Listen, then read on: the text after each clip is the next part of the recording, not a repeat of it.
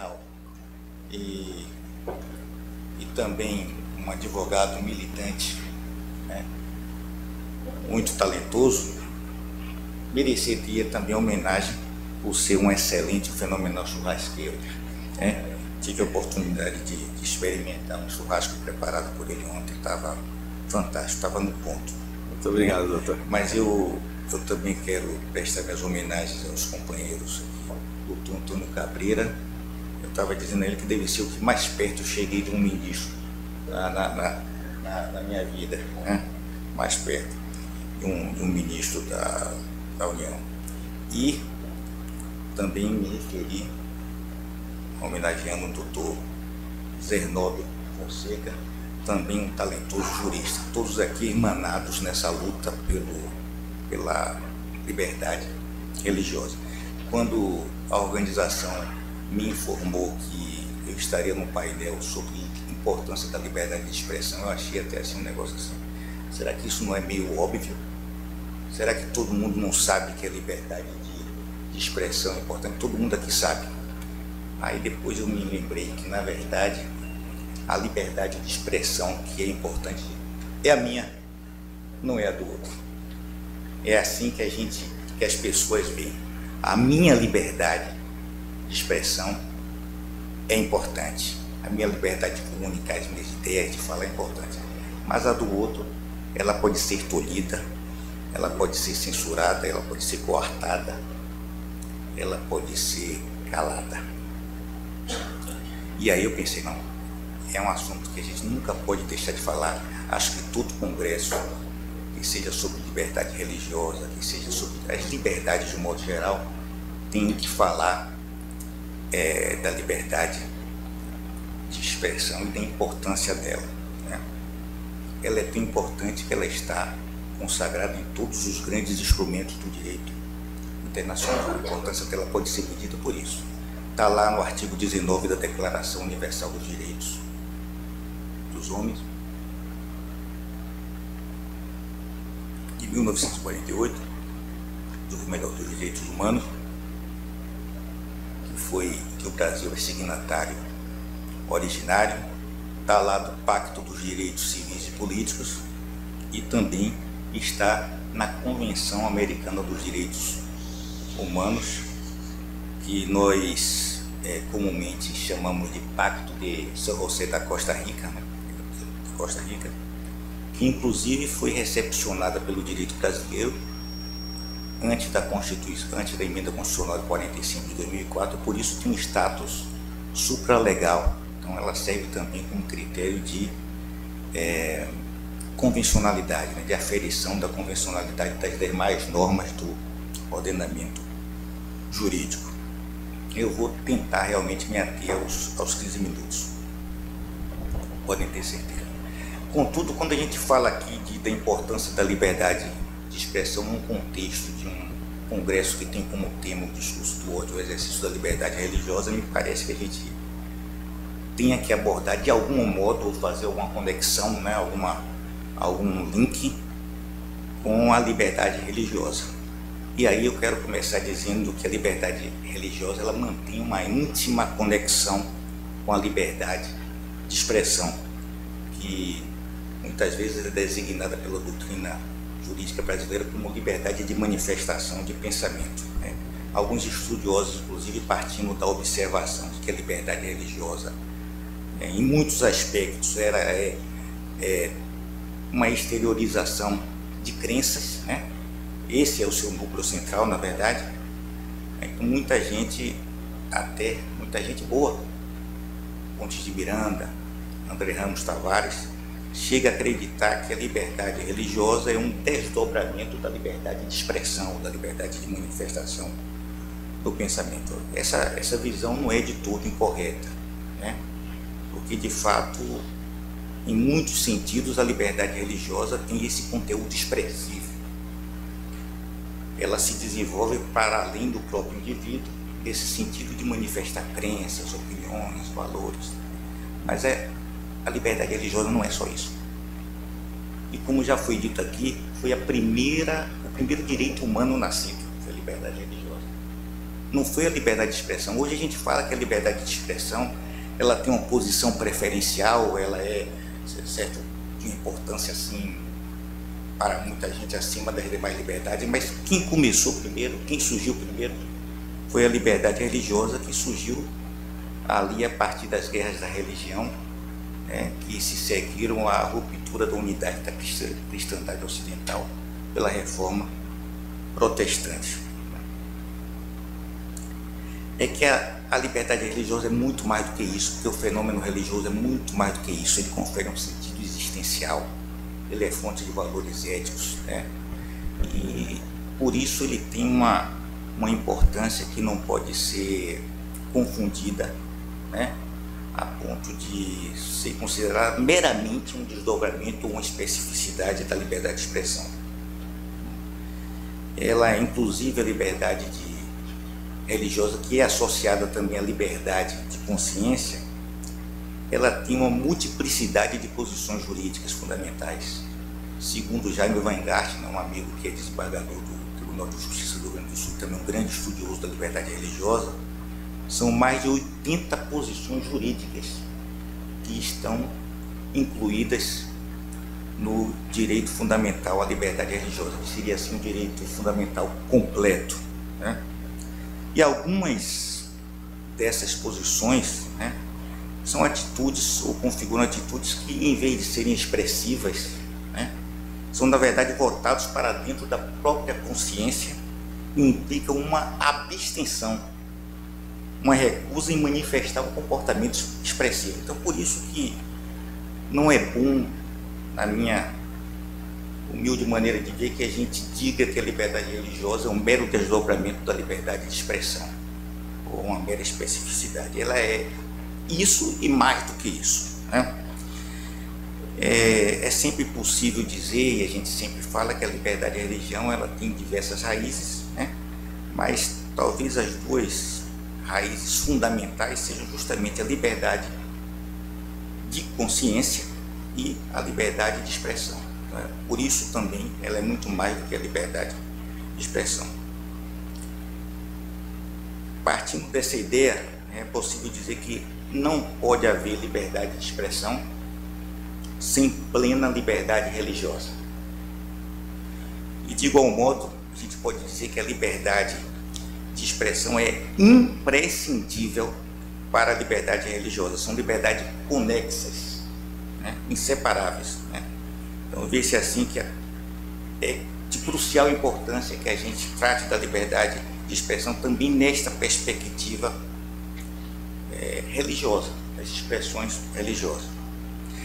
Mas eu queria dizer aqui o seguinte, que mesmo as virtudes da liberdade de expressão, que parecem superficialmente não ter uma relação direta com a liberdade religiosa, quando são examinadas assim mais de perto, elas podem revelar justamente o contrário.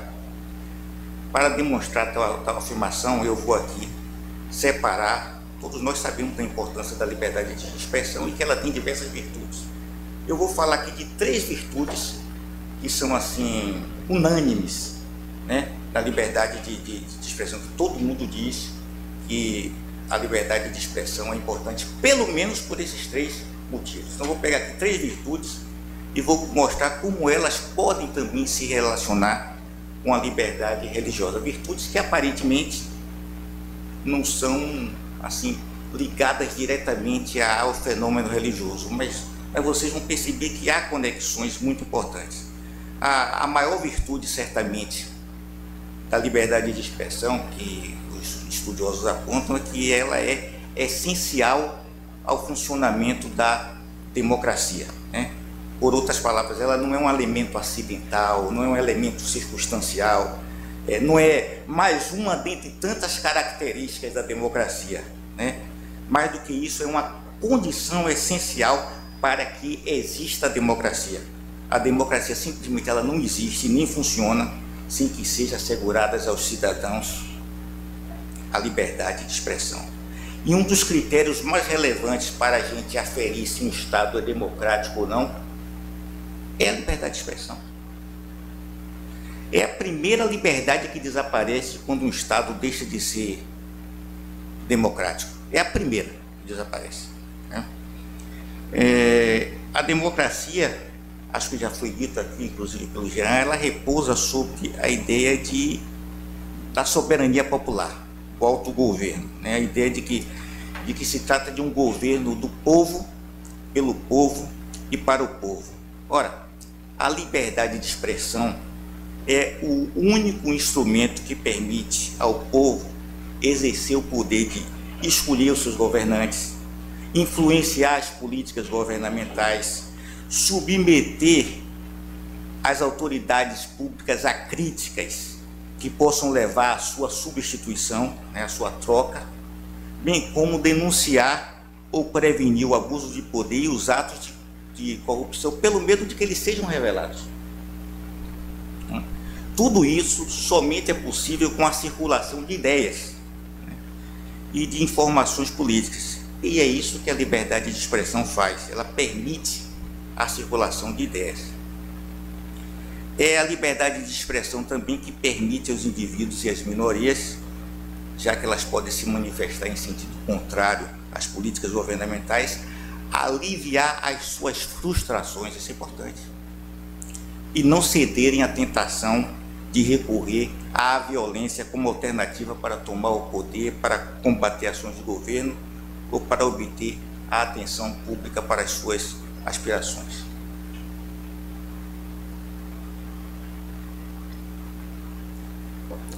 Mas aqui é que é um equívoco, que é pensar, e aqui é que eu faço o link com a liberdade religiosa, é pensar que apenas a expressão de ideias puramente políticas seja essencial para a democracia.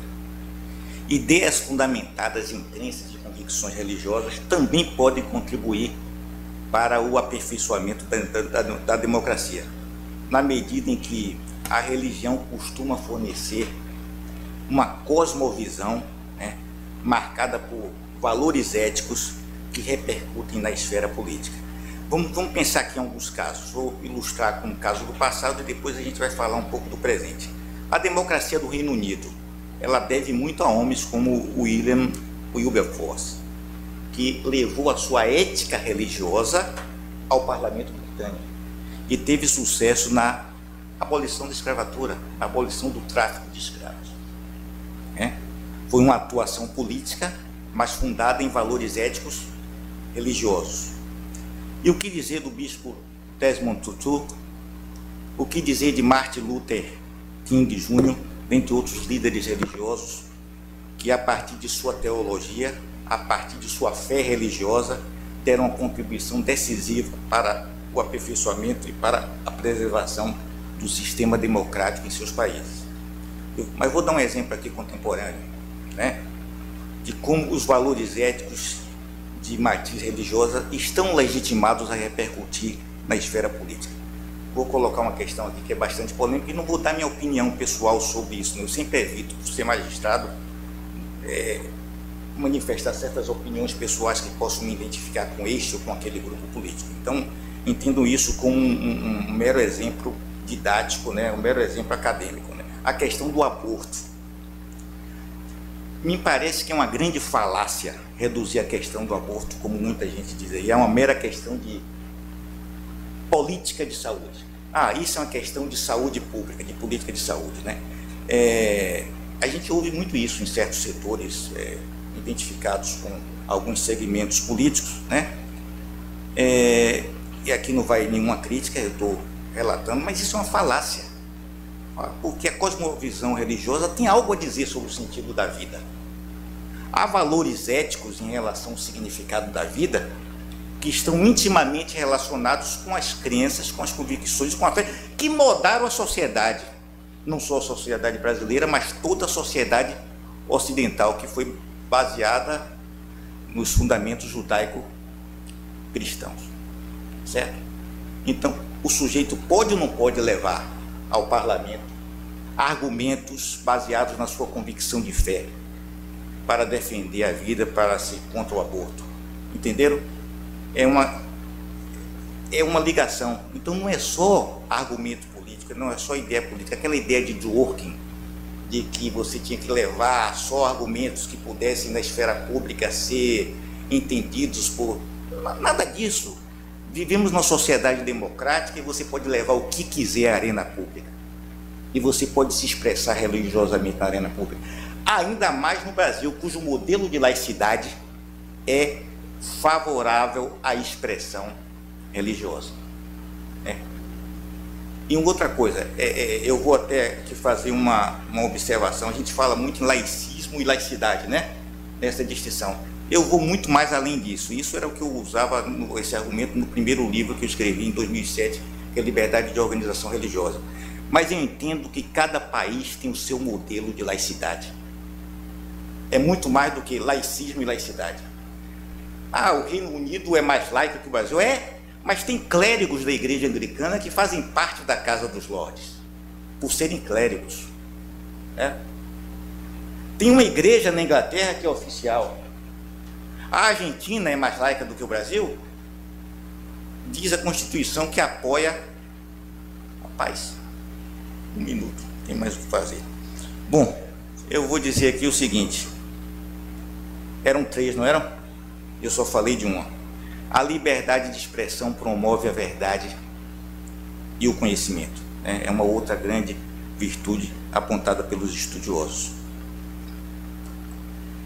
E fazendo um link com a liberdade religiosa, eu queria dizer que a busca da verdade é um meio para que a humanidade progrida e para o bem também dos indivíduos, em particular, em qualquer situação. Me dá uns 3 minutos aí, por gentileza. O professor Claudinho. Só 3 aí. Seu Bochecha? Ele manda, ele não pede. Seu não Bochecha, pede, ele manda. 13 minutos. Bochecha. Eu vou tentar resumir aqui. O Claudinho, né? Tá bom. Sei lá, não vou entrar nessa briga, não. Vou exercitar minha liberdade de me abster de exprimir qualquer opinião sobre ele. Bom, vamos lá. Então, veja bem, a busca da verdade, como disse, é importante, é um meio para que a humanidade progrida para o bem dos indivíduos. Nesse sentido aí, as pessoas também elas se orientam na sua relação com o transcendente, com aquele totalmente outro, não é isso? Pela busca da verdade, de uma resposta que destraga o progresso seja de ordem espiritual, seja de ordem material. Então, nesse sentido, o proselitismo e a educação religiosa, que são posições da liberdade religiosa, não apenas constitui manifestação da liberdade religiosa, mas também manifestação da liberdade de expressão. E é por isso que eu digo que não é dado ao Estado, seja pelos seus governantes, legisladores ou juízes, o poder de estabelecer ou referendar uma ortodoxia oficial, determinando o que é certo e errado em nenhum campo, nem científico, nem moral e nem religioso. A posição do Estado deve ser a de não impedir que os indivíduos busquem a verdade, seja em que campo for. Aí, por isso, não pode o Estado laico dizer que falar você precisa de Jesus é intolerância religiosa. Não pode, pois ao fazê-lo ele está necessariamente tomando partido contra um segmento religioso, determinando de antemão que os seus dogmas e princípios não são verdadeiros. E, por fim, a liberdade de expressão é condição essencial para a liberdade de consciência. O ser humano se distingue dos demais animais justamente por ser dotado de razão, de vontade, por não ser guiado inelutavelmente pelos seus instintos, E assim o desenvolvimento integral da personalidade humana pressupõe que as suas faculdades racionais sejam exercidas na sua plenitude. E aí a liberdade de consciência, no primeiro sentido, ele é a liberdade de pensar, de tirar suas próprias conclusões, de ver a liberdade, ou de ver o exterior e a si próprio, da forma que se quiser, que se pensar. Mas tem um aspecto da liberdade de consciência que toca muito a liberdade religiosa também, que é um sentido mais restrito dela, que é talvez seja o mais usual, que é estabelecer julgamentos morais dos atos realizados, ou seja, dizer sobre a bondade ou maldade de uma situação, de uma ação concreta. Ora, para que esse ser humano ele possa exercitar com plenitude o seu julgamento moral, que pode ser baseado nas suas crenças, nas suas convicções religiosas, é imprescindível que ele tenha acesso, né, às ideias religiosas, às ideias de um modo geral, né, os valores éticos. E como é que ele tem acesso? Por meio da liberdade de expressão. Por isso, nem as visões secularistas e nem as visões religiosas podem ter o monopólio da livre circulação. Eu teria mais o que falar, mas eu quero respeitar aqui. E peço desculpas também por ter passado do tempo. Para concluir, vou exercitar também a minha liberdade religiosa. Deus abençoe a todos.